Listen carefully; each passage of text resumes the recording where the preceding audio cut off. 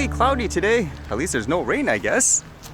And with that in mind, what did I read today? It was kind of interesting reading this. Imagine putting on a drone light show where something goes wrong, and because of that, people threaten to, I guess, sue you over what was shown. This one says, Marikina threatens to sue over inverted flag and Palaro drone show.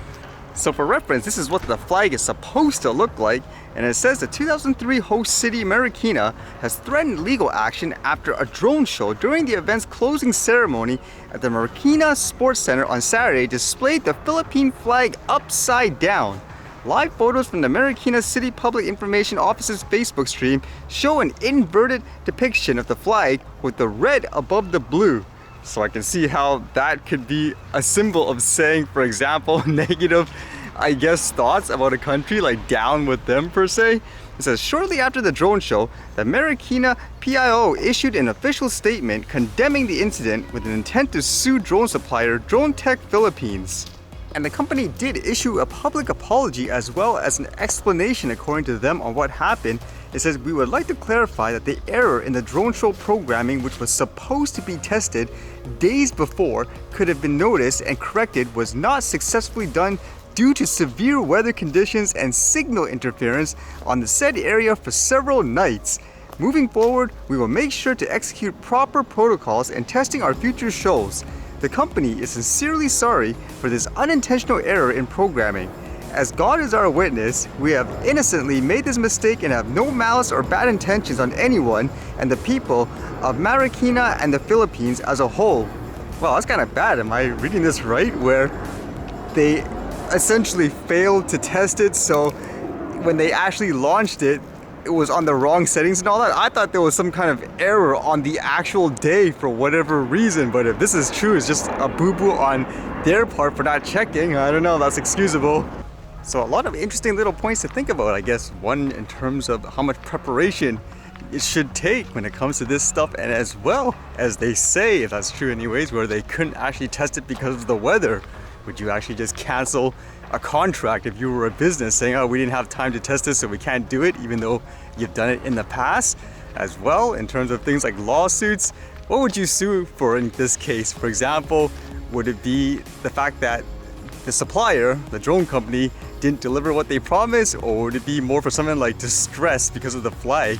It reminds me how in some lawsuits, for example, I read before where various broadcasts, they had, quote, wardrobe malfunctions, and there were people that claimed they're scarred for life, so they sued, I guess, the broadcasters for showing that publicly and all that without adequate warning. So it makes me wonder if that would be the same case here.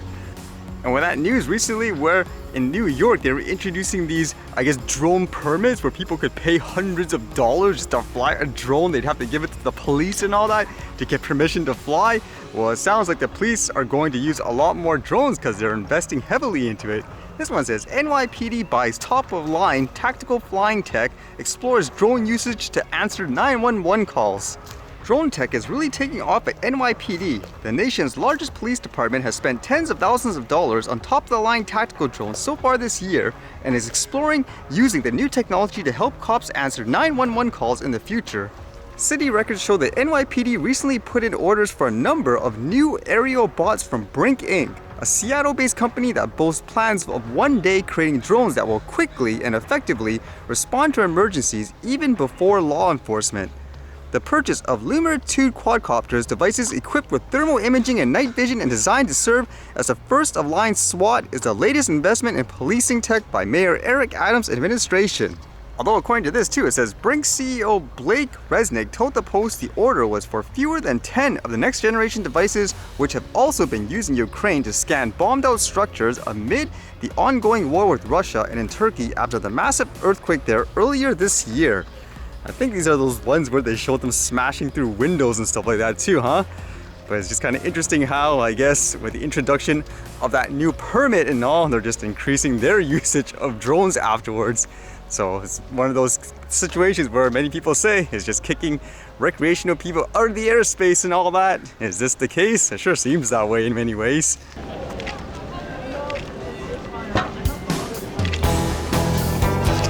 What is going on?